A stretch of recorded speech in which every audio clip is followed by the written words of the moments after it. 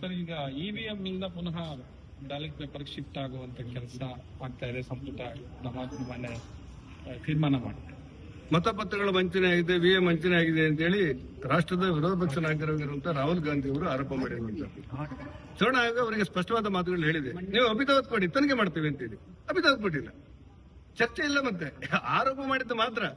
ನೀವು ಚುನಾವಣಾ ಆಯೋಗದಂತ ಒಂದು ಶಾಸನಬದ್ಧವಾದ ಸಂಸ್ಥೆ, ನೀವು ಅಭಿದಾವತ್ ಕೊಡಿ ಅಂತ ಹೇಳಿದ್ರೆ ಅಭಿದಾವತ್ತನ್ನೇ ಕೊಟ್ಟಿಲ್ಲ, ಮುಂದುವರಿಸಲೇ ಇಲ್ಲ ಅದನ್ನ. ಹೀಗೆ ಒಂದು ಆರೋಪ ಮಾಡೋದು ನೇರವಾಗಿ ಮತ್ತೆ ಅದರ ಬಗ್ಗೆ ಗಮನ ಕೊಡದೇ ಇರುವಂತಹದ್ದು ಇದ್ದಂತ ಮಾತುಗಳಿಗೆ ಹೆಚ್ಚು ಮೌಲ್ಯಗಳು ವ್ಯವಸ್ಥೆಯಲ್ಲಿ ಬರೋದಿಲ್ಲ. ರಾಜ್ಯ ಸರ್ಕಾರ ಇವತ್ತು ಮತಪತ್ರಗಳನ್ನು ಮಾಡ್ತೇವೆ ನಾವು ವಿಎಂ ಬದಲಾಗಿ ಅಂತೇಳಿ ಹೇಳಿದೆ. ಇವತ್ತಿನ ತಂತ್ರಜ್ಞಾನದಲ್ಲಿ, ಭಾರತ ತಂತ್ರಜ್ಞಾನದಲ್ಲಿ ಜಗತ್ತಲ್ಲಿ ಮುಂದುವರಿತಿರುವ ಸಂದರ್ಭದಲ್ಲಿ ಮತ್ತೆ ಶಿಲಾಯುಗಕ್ಕೆ ಮರಳುವಂತ ಒಂದು ವ್ಯವಸ್ಥೆಗೆ ಕೈಕಿದೆ ಸರ್ಕಾರ ಅಂತ ಅನ್ಲೇಬೇಕಾಗಿದೆ.